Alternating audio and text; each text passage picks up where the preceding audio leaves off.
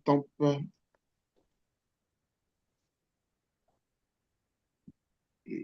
Je n'ai pas de son, moi. Bonjour, cher ami Jacques Roger. Oui, est-ce que vous m'entendez, docteur Boga? C'est moi qui ne m'entends pas. Là, c'est parfait, là, maintenant. Voilà, merci, docteur Boga. J'espère que vous vous portez très bien. Je Voilà. n'ai pas de son, moi. Mhm. Bonjour, cher ami Jacques Roger. Mhm. Oui, est-ce que vous m'entendez, docteur Boga? C'est moi qui ne m'entends pas. Voilà. Docteur Boga, vous nous entendez? Merci. Comment allez-vous? Oui, bonjour.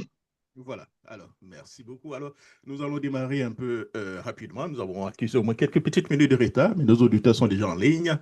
Merci et puis bienvenue donc à notre émission, le Labo Côte d'Ivoire qui démarre. Chers auditeurs, bienvenue donc à notre rendez-vous donc d'analyse et de vérité, le Labo Côte d'Ivoire. Aujourd'hui, nous ouvrons donc un chapitre, j'allais dire décisif, de l'actualité donc politique ivoirienne à la croisée donc des regards donc de la diaspora et de la justice internationale et des grandes institutions, j'allais dire mondiales. À New York, devant donc les Nations Unies et sur donc le site hautement symbolique du 11 septembre, hein, des voix se sont donc élevées avec en première ligne le docteur Bogasako pour dénoncer donc les dérives donc du régime de Ouattara et appeler donc la communauté internationale à agir. Dans le même temps, la FIDOP a saisi donc la Cour pénale internationale, une initiative qui marque donc une nouvelle étape dans le bras de fer politique. Pendant ce temps, à Abidjan, le pouvoir persiste donc dans son refus de tout dialogue inclusif avec l'opposition. Une obstination qui soulève donc des questions centrales. Que peuvent encore faire donc les opposants face à un régime verrouillé, ladies and gentlemen? Et voici que l'ONU, donc de son côté, rappelle donc à la Côte d'Ivoire ses obligations démocratiques et électorales. Mais que se passera-t-il à Abidjan? Choisit donc de ne pas s'exécuter. Quelles conséquences pour la paix, pour la crédibilité et son avenir politique? Enfin, en hiver, nous reviendrons donc sur l'annonce précipitée dans la législative en décembre 2025, une décision qui interroge sur le calendrier électoral, alors même que la présidentielle d'octobre demeure contestée. Waouh, quel paradoxe!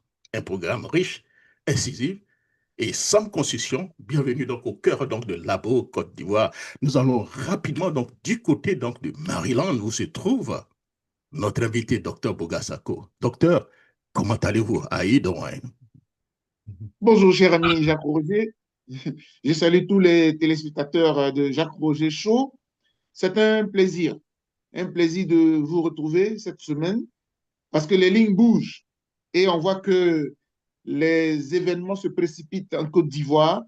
Je pense qu'aujourd'hui, on peut sourire un peu parce que ceux qui ne voulaient rien entendre ont commencé à se convaincre de la réalité selon laquelle nous sommes dans un monde, un village planétaire dans lequel il y a des règles, quelles que soient les souverainetés de chaque État, les règles internationales de liberté, de démocratie et de droits de l'homme doivent être respectées, quel que soit le pays dans lequel on se trouve. Et c'est pour cela d'ailleurs qu'on a créé l'ONU. Et donc, j'ai beaucoup de plaisir à évoquer toutes ces questions. Et je me ferai très pédagogique aujourd'hui parce que je voudrais que les uns et les autres comprennent très bien le bien fondé de tout ce que nous menons comme démarche, nous, en ce qui nous concerne, vis-à-vis de la Cour pénale internationale, mais également à travers le Comité des droits de l'homme des Nations Unies. Je suis là pour en parler. Et j'ai dit.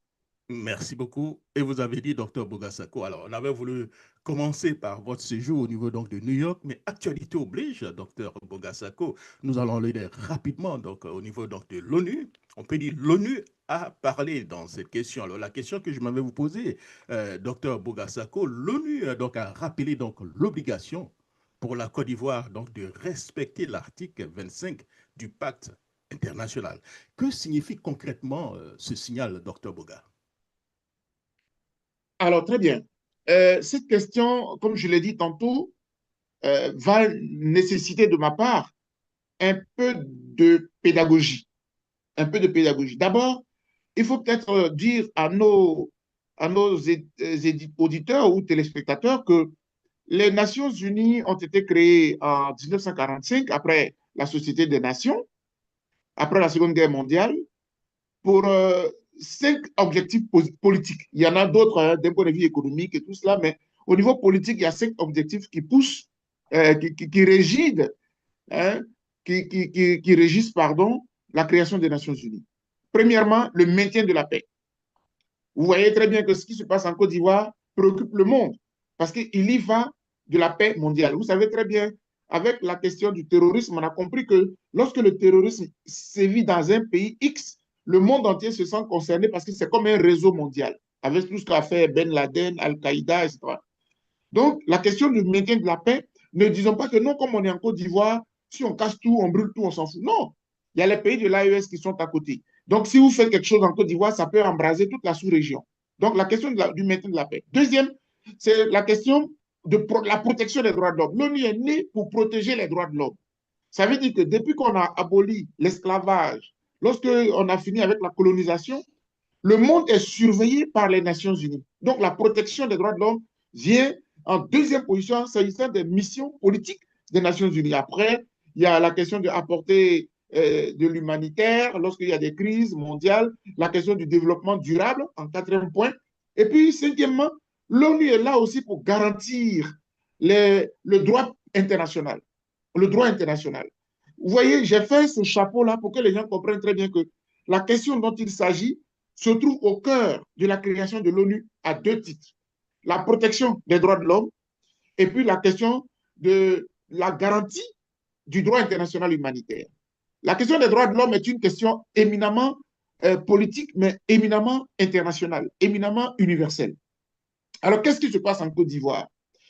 La deuxième précision que je voudrais faire aussi, il faut que les gens comprennent que toujours après la Seconde Guerre mondiale, quand l'ONU naît en 1945, on a l'idée d'adopter un texte pour protéger les droits de l'homme à travers le monde. Et souvent, je le dis, il y a certains de nos étudiants qui vont suivre cette émission aussi, parce que l'émission va leur rappeler les cours de droits de l'homme, les cours de droit international humanitaire et même les cours de droit, j'allais dire, de droit international tout court. Qu'est-ce que je veux dire par là? Pour que les droits de l'homme soient universels, j'allais dire universellement reconnus dans tous les pays du monde, l'ONU a fait adopter un grand texte qu'on appelle la Déclaration universelle des droits de l'homme. C'était le 10 décembre 1948 à Paris, sous l'égide des Nations Unies. Donc, l'Assemblée générale de l'ONU ne s'est pas tenue à New York, mais s'est délocalisée à Paris. Donc, on a adopté ce texte-là, le 10 décembre 1948.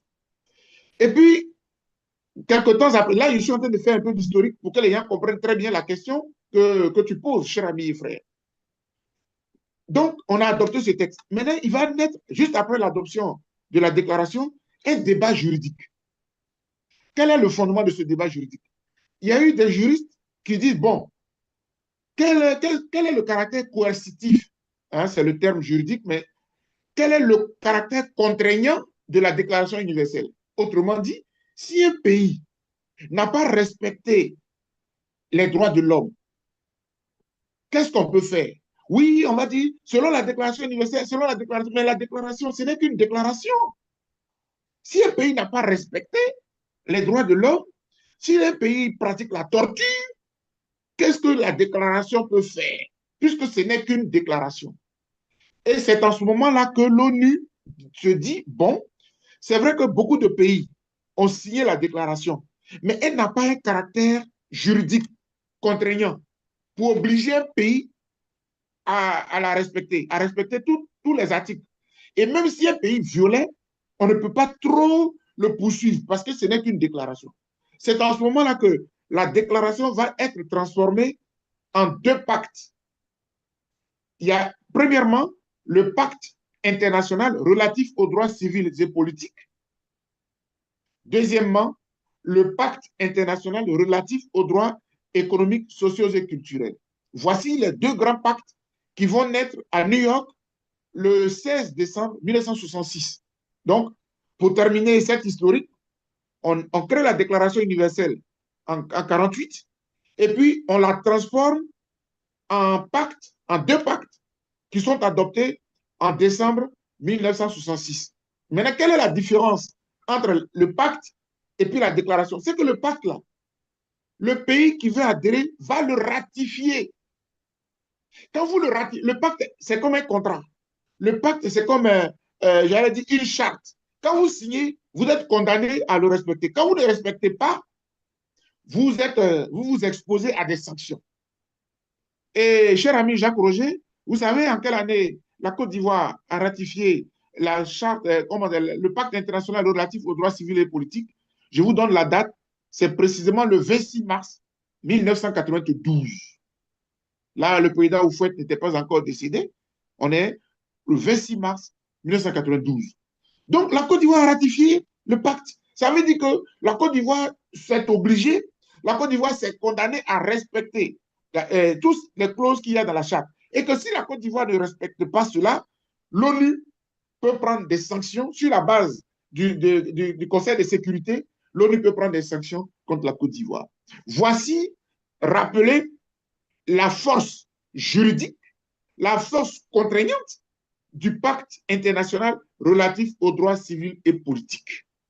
Maintenant, venons-en à la déclaration, au communiqué qui a été produit suite à la saisine par le Comité des droits de l'homme de l'ONU, donc le Comité des droits de l'homme des Nations Unies, par M. Laurent Gbagbo et d'ailleurs par M. Tidjane Thiam également. Les deux personnalités ont saisi le Comité des droits de l'homme. Je veux dire que le comité, c'est cet instrument-là qui est mis en place par l'ONU qui, de façon concrète et pratique, va surveiller le respect des droits de l'homme. En fait, ce n'est pas une juridiction, mais c'est tout comme. C'est tout comme. Voilà. Donc, voici, je termine par là sur votre question qui est extrêmement importante parce qu'elle a fait beaucoup de polémiques. Alors, cher ami Jacques Roger, souvent je souris. Le Comité des droits de l'homme a produit un texte. Les deux camps jubilent.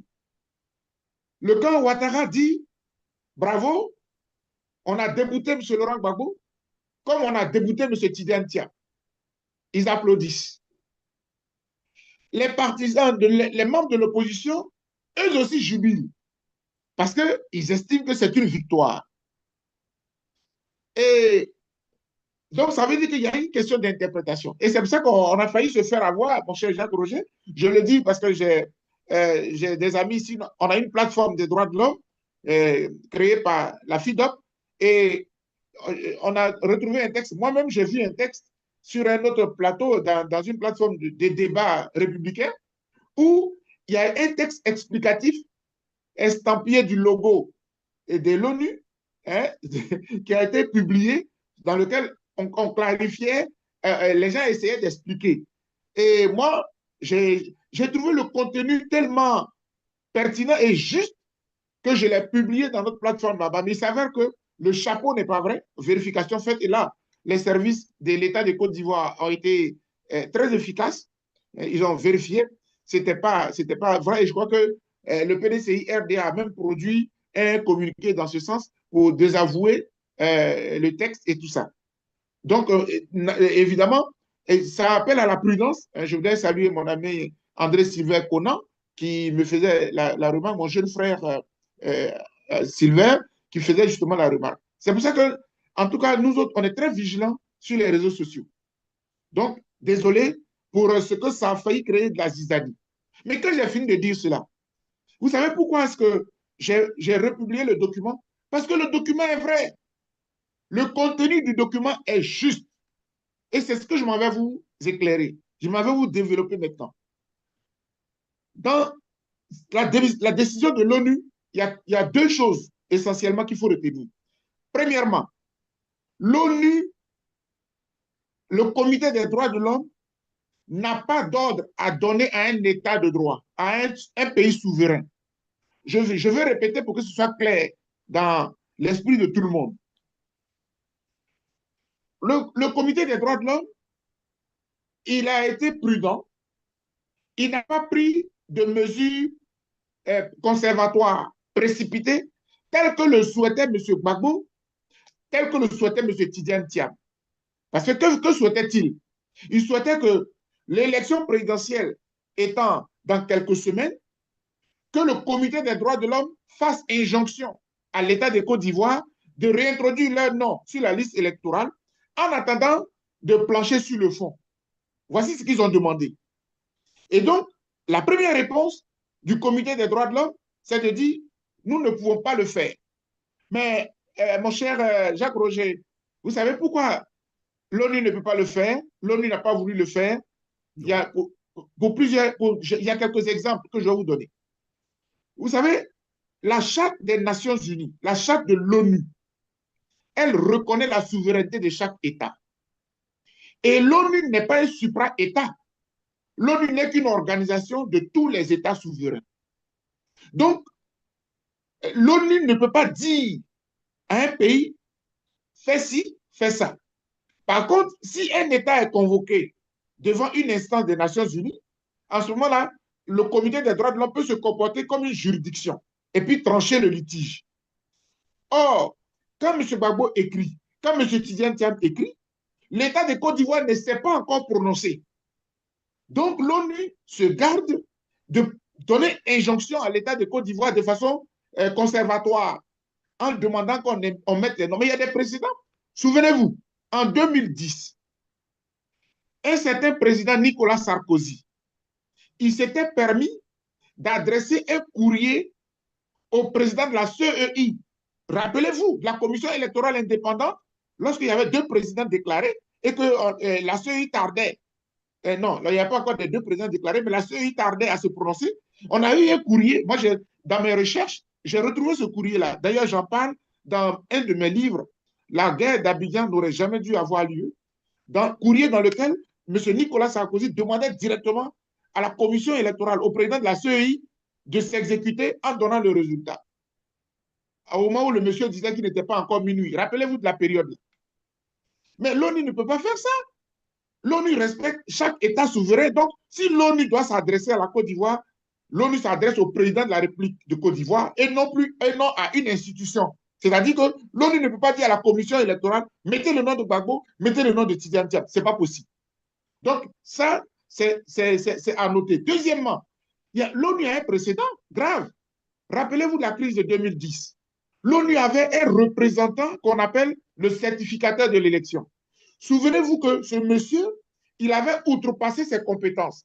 Dans la résolution des Nations Unies qui le nommait, on lui avait donné le mandat pour voir si l'élection était correcte, si l'élection ivoirienne de 2010 respectait les standards internationaux. Mais qu'est-ce qu'il avait fait, le représentant des Nations Unies? Il était allé au-delà de sa mission jusqu'à proclamer qui était le vainqueur. Et vous vous rappelez de cette phrase qu'il avait dite? Même si on reprenait le recomptage des voix, le vainqueur serait toujours M. Ouattara. Donc, vous comprenez très bien que ça a été une erreur grave. Donc, les milliers de morts qu'il y a eu en Côte d'Ivoire, et je le dis très clairement dans mon livre, l'ONU a sa part de responsabilité. Troisième élément, et j'en aurais fini avec les précédents qui font que l'ONU est prudente, la Cour africaine des droits de l'homme et des peuples, en 2020, a été saisie par M. Guillaume Soro, a été saisie par M. Laurent Gbagbo, à l'effet de prendre une décision urgente pour les réintroduire sur la liste. Qu'est-ce que la Cour africaine a fait? Elle était allée dans ce sens. Après délibération, les juges, à la majorité, avaient décidé que l'État de Côte d'Ivoire avait enjoint l'État de Côte d'Ivoire de remettre M. Gbagbo et M. Guillaume Soro sur la liste électorale. L'État de Côte d'Ivoire avait refusé. Et d'ailleurs, M. Ouattara avait profité pour dire que la Côte d'Ivoire se retire de la Cour africaine des droits de l'homme et des peuples. Mais aujourd'hui, sur le fond, la Cour africaine vient maintenant de débouter M. Gbagbo. Donc, ça veut dire quoi? L'ONU est au courant de toutes ces manœuvres-là et l'ONU ne voudrait pas dire quelque chose et son contraire avant. Ça, c'est suffisamment développé pour la première attitude. Mais la deuxième attitude, elle est encore plus importante.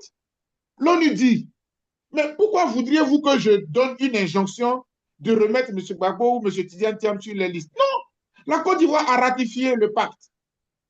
En son article 25, les prescriptions sont claires. Dans le pacte, là, l'article 25 dit la Côte d'Ivoire doit garantir à chaque citoyen le droit de jouir de ses droits civils et politiques. En ce moment-là, moi, Comité des droits de l'homme de l'ONU, je n'ai même pas besoin de donner une injonction quelconque. J'invite plutôt l'État de Côte d'Ivoire à respecter ses engagements. Autrement dit, l'ONU, sans faire injonction à l'État de Côte d'Ivoire, rappelle à l'État de Côte d'Ivoire ses obligations concernant un pacte qu'elle a ratifié en 1992 et qui l'oblige à garantir à M. Gbagbo et à M. Tidiane Thiam leur droit d'être électeurs et d'être éligibles. Et j'ai dit. Merci beaucoup, docteur Bogassako, pour ce cours, j'allais dire, d'amphithéâtre. Voilà. Je vous en prie, je vous en prie. Merci. Non, il fallait que j'explique. Il fallait que j'explique. Et maintenant, il y a les conséquences. Parce que votre prochaine question, certainement, ça va être... Non, c'est la question que j'allais poser. Quelles conséquences pour la Côte d'Ivoire en cas de refus d'exécuter cette décision? Non, les conséquences peuvent être graves. Souvent, alors je donne ici un cas de figure.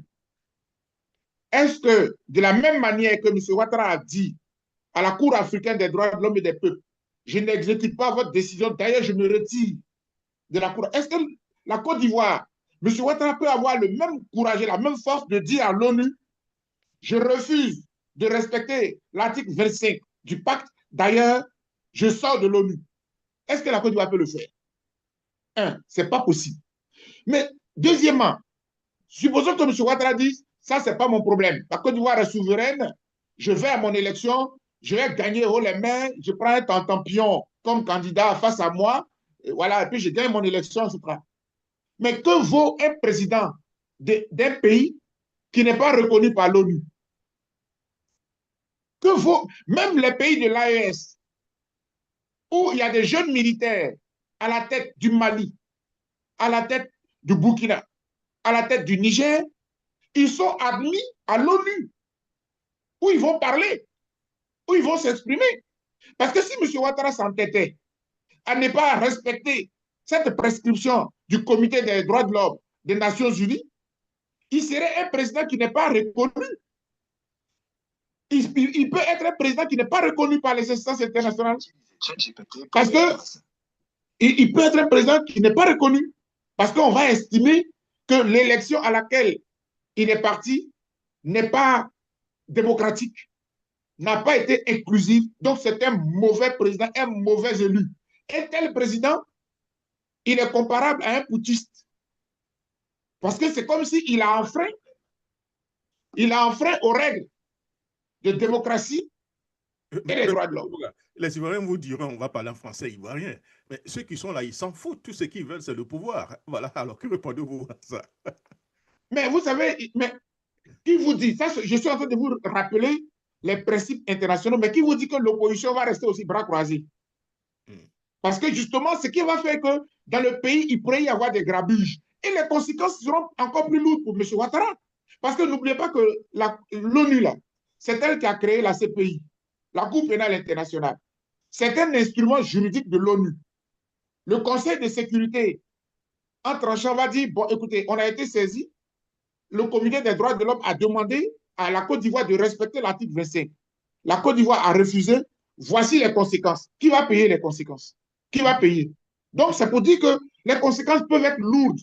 Et moi, je pense que, et ça, c'est ma conclusion, M. Ouattara a tout à gagner avec son régime à remettre ces deux personnalités qui ont saisi le Comité des droits de l'homme sur la liste électorale pour une élection non seulement inclusive, mais apaisée. Et ça, ce n'est qu'au stade de remettre les personnalités sur la liste électorale. Mais je n'ai même pas encore abordé, on n'aborde pas les questions de la CEI qui est penchée, qui est d'un camp. On n'a pas abordé la question de la liste électorale. Mais ça, c'est un principe sacro-saint pour lequel l'ONU ne peut pas laisser faire. C'est pour dire que les autres questions peuvent être internes. La question de la CEI, la question de la liste électorale, ça, c'est interne. Mais les questions des droits de l'homme, les questions des droits civils et politiques, le monde entier s'est mobilisé pour que toute l'humanité ait les mêmes droits. C'est pour ça que j'aime beaucoup l'article 1er de la Déclaration universelle. Oui. Tous les êtres humains naissent libres Docteur, et égaux oui. en dignité et en droit.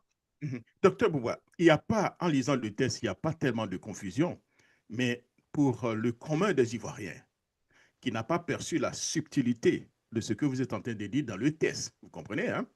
Il Oui. y a un flou. Et à qui profite certainement ce flou? Non, le flou ne profite qu'au pouvoir. C'est pour ça que le pouvoir s'est empressé à checker pour voir si le document explicatif qui a été diffusé, attribué prétendument à l'ONU, le pouvoir s'est empressé à publier le communiqué du garde des Sceaux, ministre de la Justice, pour dire que ce document est faux. Nous avons saisi nos services à Genève, ils ont pu vérifier que le document est faux. Parce que le pouvoir n'aime pas la clarté. Le pouvoir ne veut pas que les Ivoiriens comprennent que l'ONU a demandé, le comité des droits de l'homme a demandé au pouvoir Ouattara de remettre M. Tidiane Thiam et M. Laurent Gbagbo sur la liste électorale. D'ailleurs, l'ONU dit la façon dont vous allez le faire, que ce soit en remettant leur nom sur la liste, peu importe. Tout ce qui m'intéresse, moi, ONU, c'est que ces deux personnalités puissent jouir de leurs droits civils et politiques. Et c'est la même chose qui avait été faite pour le président Lula.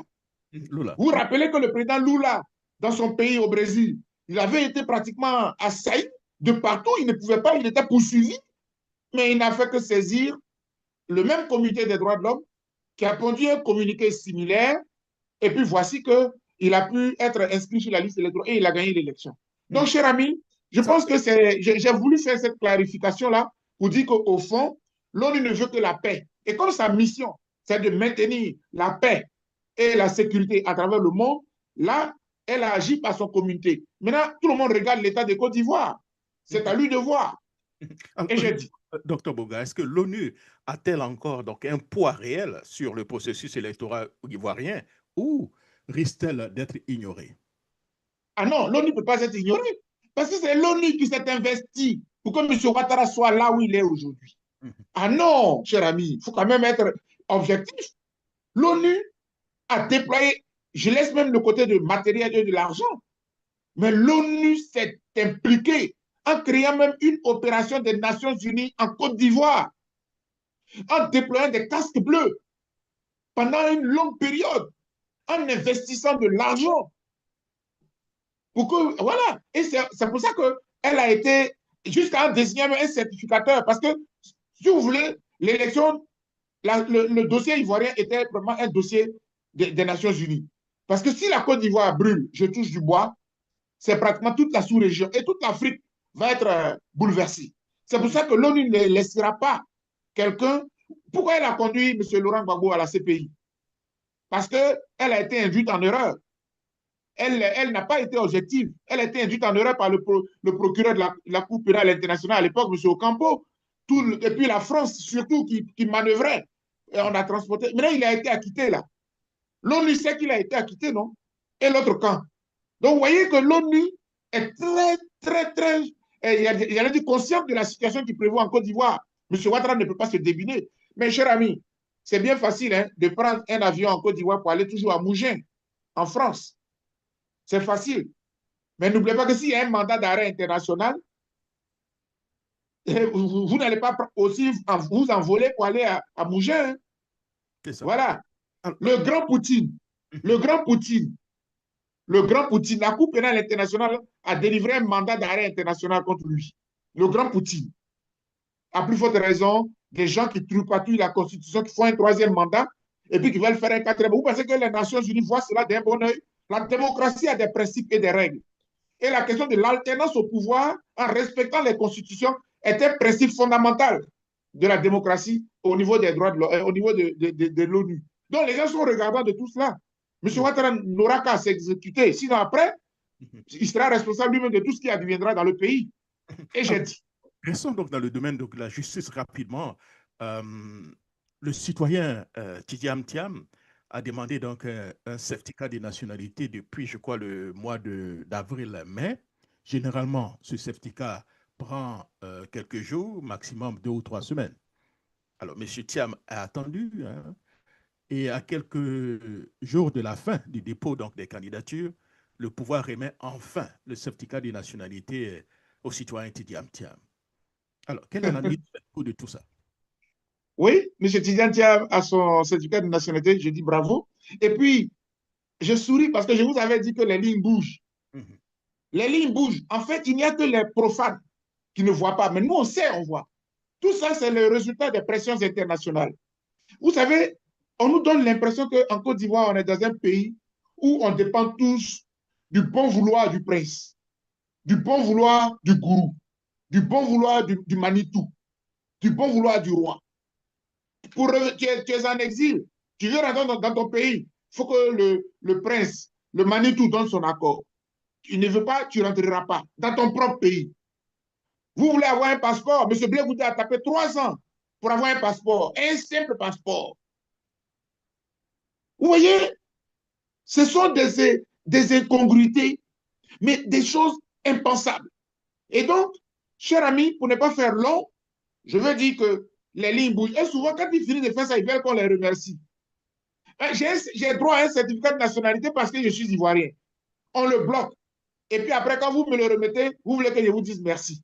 Moi, je pense que, cher ami, pour ceux qui doutaient de tout ce que nous faisons à travers ces analyses que nous produisons, à travers les saisines des instances internationales, à travers les lobbies, les gens qui pensent que ça n'a pas de portée, ils ont là les causes. La Côte d'Ivoire est un pays qui est lié au monde, surtout ce que M. Ouattara a voulu.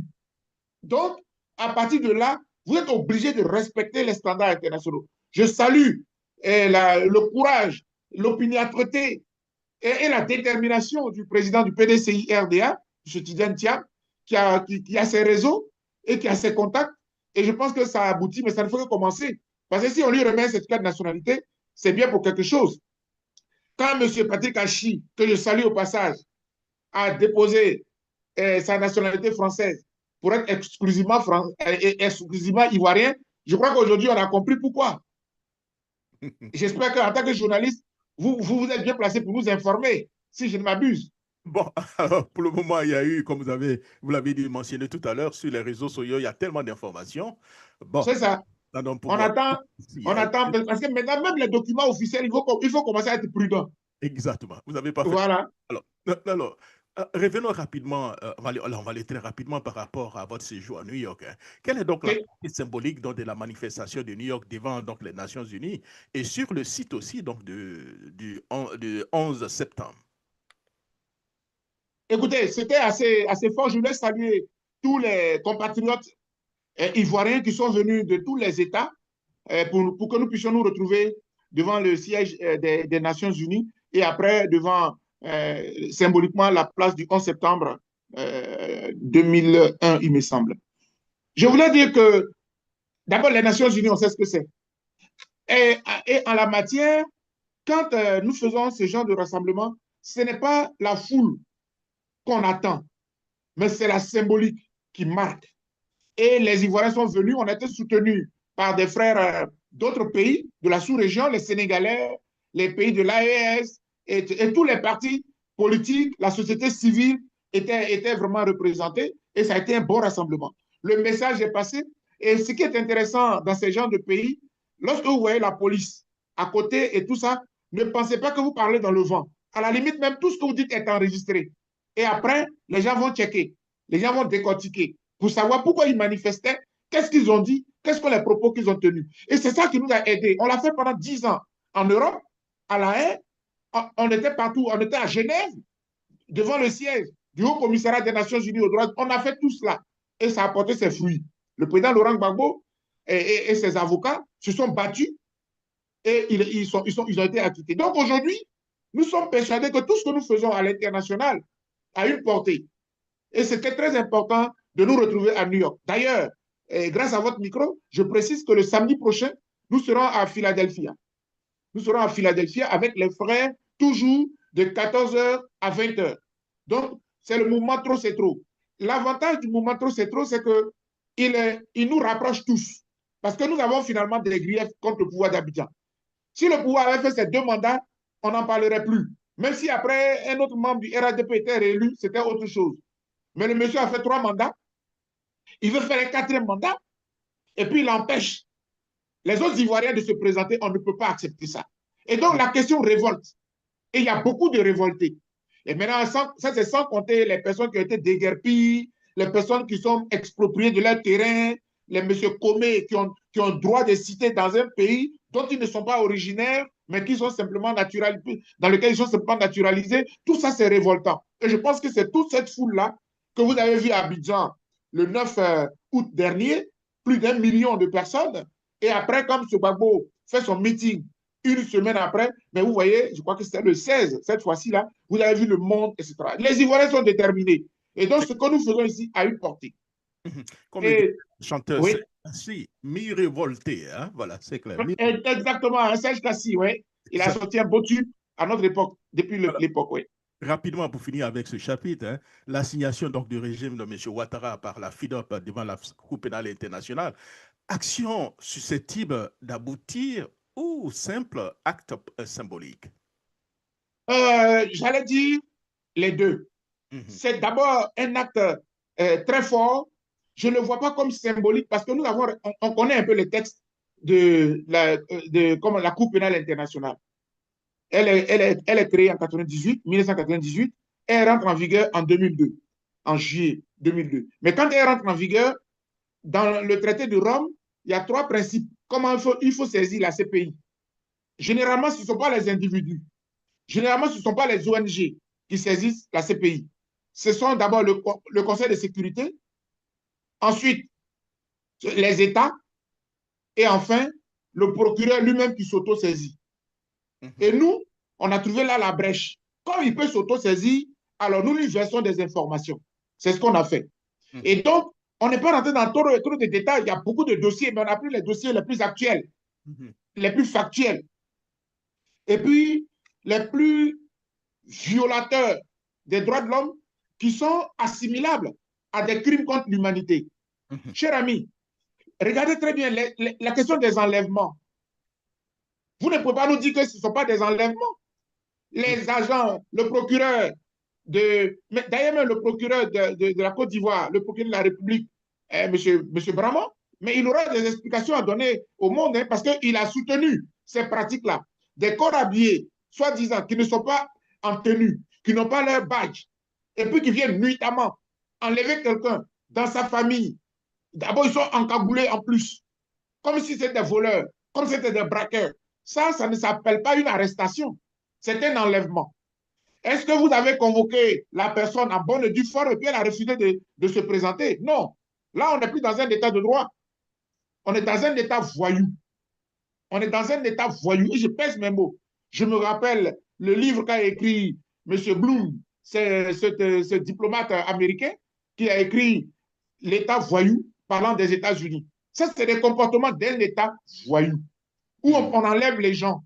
Et ce qui est à craindre, c'est que quand on vous enlève, pendant 2 jours, 3 jours, jusqu'à 5 jours, on ne sait même pas où vous êtes. Donc, vous êtes dans des endroits que eux seuls ils connaissent, que nous avons identifiés aussi et que nous avons mentionné dans notre document. Et donc, tout ça, pendant les temps où on ne sait pas où vous êtes, on peut vous torturer. On peut vous torturer. Et la torture a plusieurs volets. Lorsque une femme, vous ne pas la nommer parce que je la respecte, elle se trouve, excusez-moi les dames, mais la dame a ses menstrues. Et dans la pièce où elle se retrouve, il n'y a qu'un matelas, j'allais dire, pouilleux. Elle demande aux agents de lui trouver des serviettes hygiéniques. Mhm. Et ces gens, ils disent que ça ne les intéresse pas. Et quand demain, on va vous poursuivre pour la torture, vous allez dire que ça, ce n'est pas une torture. Elle a droit à une dignité. C'est une femme, bon sang. Elle a droit à une dignité. C'est comme ça. Et cette femme-là, elle est, elle est quand même une députée. Elle est substitut d'un élu de la nation. Ça veut dire que c'est une députée en veilleuse. Vous voyez? Donc, ce sont tous ces faits-là que nous avons soumis à M. le procureur en lui faisant la demande de se saisir immédiatement. Et je crois savoir aussi que dans le même élan, il y a mon ancien collaborateur qui se trouve l'ancien président de la FIDOP en France, docteur Mathias Néant, qui, eux, ont saisi carrément le comité des droits de l'homme également sur la même question. Donc, je pense que toutes ces actions que nous menons là vont se compléter. Parce que ce que nous ne voulons pas, comme on n'a pas d'armes pour faire une rébellion, comme on ne pourra jamais faire de rébellion, parce que ce n'est pas dans notre nature, notre intelligence et les voies que le droit nous donne, nous allons les utiliser pour que ce régime-là réponde de tous les crimes qu'il est en train de commettre dans notre pays. Et j'ai dit. Merci beaucoup. Rapidement, on va parler donc du blocage, docteur Bogasako. Hein. Le régime en place refuse toujours d'ouvrir un dialogue politique. Docteur Boga, est-ce que les marches actuelles de l'opposition suffisent-elles pour faire donc pression sur ce pouvoir? Mais c'est la seule voie. Vous voulez qu'on fasse quoi d'autre? On parle à quelqu'un depuis 2 ans. C'est pour ça que souvent, quand leurs partisans sur les plateaux de télé disent oui, ce n'est pas possible maintenant, parce qu'en fait, ils ont voulu nous avoir à l'usure. Ils ont voulu avoir les Ivoiriens à l'usure. Vous ne nous aurez pas à l'usure. Cela veut dire quoi? Depuis 2 ans, on vous demande un dialogue. Pourquoi on s'accepte? Mais si peut-être qu'on s'était assis, aujourd'hui, on ne serait même pas en train de manifester, on serait condamné à aller à l'élection tranquillement. Mais il a refusé. Eh bien, la rue va lui répondre. Et il va être obligé d'affronter la rue. Et moi, je dis, comptons les jours, hein, parce que le Conseil constitutionnel va donner la liste des candidats. Nous tous, on reste attentifs. Et chacun sait ce qu'il a à faire. Moi, je ferai ma part. Et j'ai dit. Merci beaucoup, docteur Bogasako. On va aller rapidement. On va parler donc des calendriers. On rentre dans les divers rapidement, parler donc des inquiétudes autour du calendrier électoral, docteur Bogasako. Pourquoi donc le régime persiste-t-il à l'annonce donc des législatives en décembre 2025 sans révision de la liste électorale et sans découpage? Mais vous comprenez très bien. C'est le même passage en force. Et le régime lance cela pour diviser l'opposition. Vous savez, en 2020, c'est la question qui avait divisé toute l'opposition. L'opposition a fait une désobéissance civile. M. Ouattara s'est entêté de faire un passage en force pour son 3e mandat. Et pour diviser l'opposition, à peine une semaine, il a lancé les législatives. L'opposition s'est clashée. L'opposition a dit, bon, ben, écoutez, on va y aller. Et le combat était mort. Et c'est comme ça que l'opposition a légitimé, pardon, c'est comme ça que l'opposition a légitimé de fait le 3e mandat. Et c'est pour ça que depuis un certain temps, je ne voulais même plus en parler parce que c'est comme si on avait tous accepté, puisque vous êtes allé au Parlement, le même Parlement d'un 3e mandat, le Parlement, enfin, c'était fini, quoi. Donc aujourd'hui, l'opposition est vigilante. Ça ne passera pas, cher ami. J'ai dit et je répète, même si aujourd'hui on remet M. Tidiane Thiam, M. Gbagbo sur la liste électorale, tant que cette liste électorale ne sera pas auditée, tant que cette CEI ne sera pas réformée, c'est inutile d'aller à cette élection. Quand je dis inutile d'aller à cette élection n'aura pas lieu parce que ce n'est même pas, les conditions ne sont pas réunies. Parce que dans ces conditions aujourd'hui, n'importe qui se présente face à M. Ouattara, M. Ouattara sera toujours vainqueur. Hélas. Dans ces conditions, voilà. Quelles conséquences pour la démocratie et l'opposition si les législatives s'y tiennent dans ces conditions? Les législatives ne peuvent pas se tenir dans ces conditions parce que, tenez-vous bien, on avait un préalable. Le préalable, c'est que le code électoral, il oblige la CEI à faire une révision de la liste électorale chaque année. Chaque année. Parce qu'aujourd'hui, là, une chose est de remettre le certificat de nationalité de M. Tidiane Thiam, mais une autre est aussi de le réinscrire sur la liste électorale. Alors, vous imaginez, en l'état actuel, il est exclu de la présidentielle. Vous pensez, vous voulez encore qu'à l'état actuel, il soit exclu des législatives. Mais c'est trop facile. C'est trop facile. C'est pour ça que l'ONU, à travers son comité des droits de l'homme, demande qu'on remette ces 2 personnalités sur la liste électorale. Et donc, qu'on on les remette dans leurs droits. Remettez-les sur la liste électorale, faites ce que vous voulez. Dans tous les cas, ils doivent jouir de leurs droits civils et politiques. C'est-à-dire être éligibles et puis être électeur. Voilà. Donc, moi, je pense que le pouvoir veut essayer un passage en force, mais je sais que l'opposition est vigilante. Mais au-delà même de l'opposition, les Ivoiriens sont vigilants. Aujourd'hui, ce n'est même plus une question de l'opposition. Les Ivoiriens sont debout. Et le passage en force ne passera pas. Et j'ai dit. Et j'ai dit. Alors, docteur Bogassako, avant de vous laisser partir, excusez-moi de venir faire un petit pas encore vers 2010, parce que pour comprendre la crise ivoirienne, il faut toujours remonter à 2010. Mais j'ai voulu avoir certainement votre point de vue par rapport un peu à cela, hein. Alors, on a annoncé partout que ce sont donc les rebelles qui ont gagné donc la guerre, qui sont allés déloger Laurent Gbagbo, qui ont créé les conditions pour que M. Laurent Gbagbo parte. Aujourd'hui, à travers donc les mémoires de Siamara, on se rend compte qu'en réalité, c'est la France qui a fait donc le travail face au blocage. Donc, disons, c'est la France qui a battu le régime de Laurent Gbagbo. Et ça, c'est de un. De deux, à travers donc le reportage aussi donc du correspondant de RFI en 2010 dit que on avait volé près donc de 600 000 voix à M. Henri Konan Bédié. Et M. Laurent Gbagbo lui-même, dans ses interventions, avait été clair que qu'il était qualifié au deuxième tour avec M. Henri Konan Bédié. Alors, quand on prend les deux ensemble, est-ce que donc on peut dire que le régime de Ouattara, sur quoi repose réellement le régime de Ouattara? Aucune légitimité. Aucune légitimité. D'ailleurs, le, le ministre Essi Amara n'a pas tort, parce que ses propos ont été corroborés par un certain Robert Bourgi dans un livre paru en novembre de l'année dernière, dans lequel le titre du livre c'est Ils savent que je sais tout. Et pour qui connaît Robert Bourgi, qui était l'homme des faux coups, des coups bas de la France-Afrique, donc très proche de Nicolas Sarkozy, Nicolas Sarkozy a vitrifié le président Laurent Gbagbo. Donc, le fait même, les rebelles n'étaient que des faits valoir, mais c'est la France qui a fait son coup d'État. C'est la France. Et M. Nicolas Sarkozy l'avait avoué. Nous avons dégagé M. Gbagbo, nous avons installé M. Ouattara, et puis il n'y a rien. Voilà. Et ça a été fait. Donc, il n'a pas tort. Deuxièmement, effectivement, la question de qui était le vrai deuxième, qui était le vrai deuxième à l'élection de 2010, mais on a fini par le savoir. Et ça, ce sont les arrangements. Je pense qu'aujourd'hui, et cher ami, tu me permettras de le dire, mais je crois que le PDCI-RDA est en train de se ressaisir. Vous savez, moi, j'ai été un adepte du président Henri Konan Bédié dans ces derniers jours. Il est vraiment dans ces derniers jours, il est mort en patriote. Il est mort patriote. Et donc, je me réjouis, je salue sa mémoire et j'ai été honoré de la réception, de l'audience qu'il m'a accordée à sa résidence à Daoukro, où il m'a même permis, invité à un déjeuner.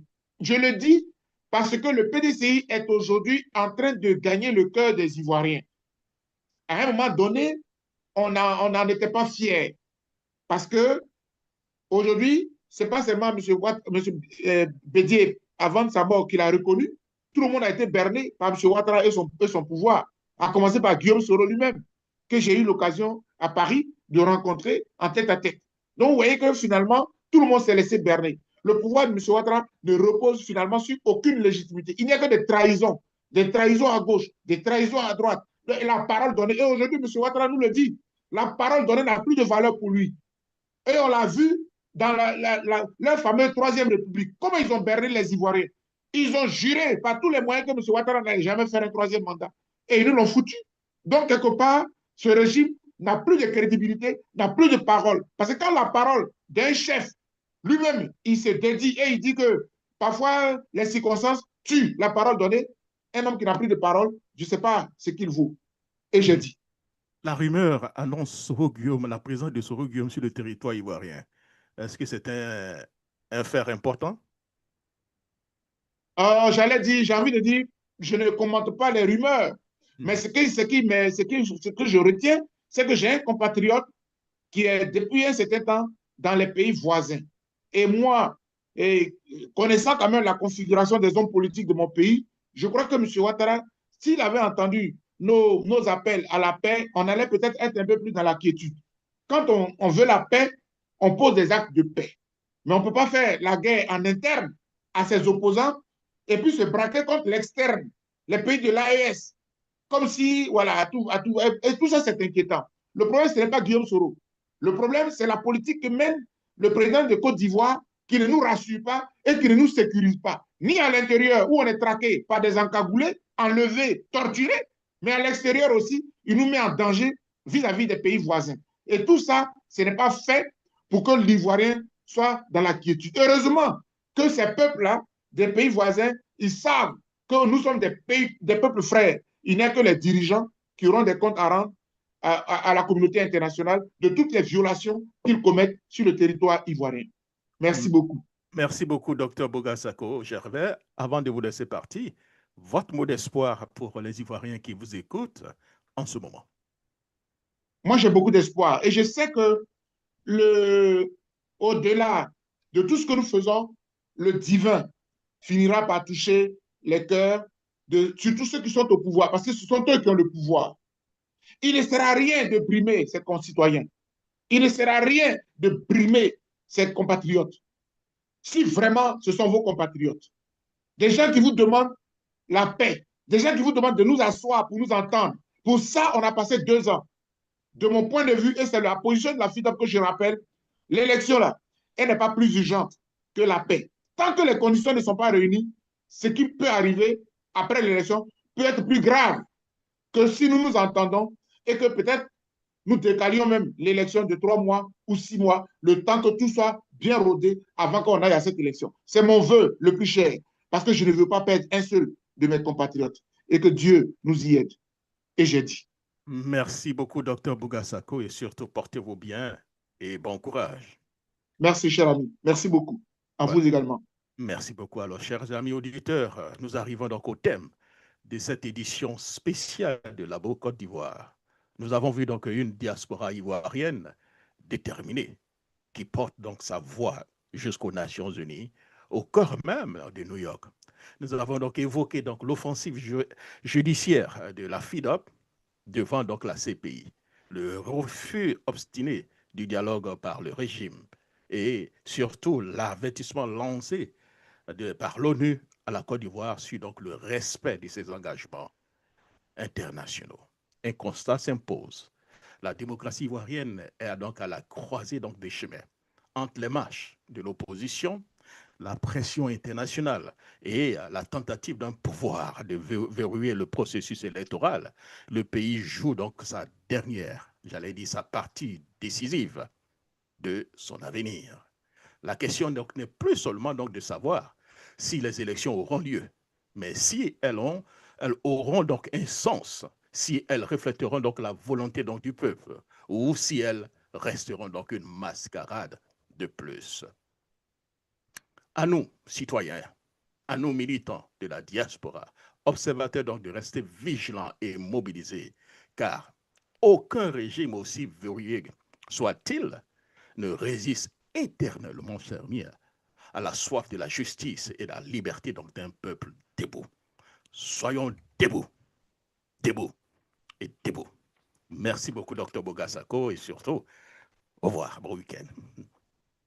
Alors, merci beaucoup et rendez-vous pour notre émission de Labo Côte d'Ivoire le samedi prochain à partir donc de 10h, heure donc de New York et 14h GMT.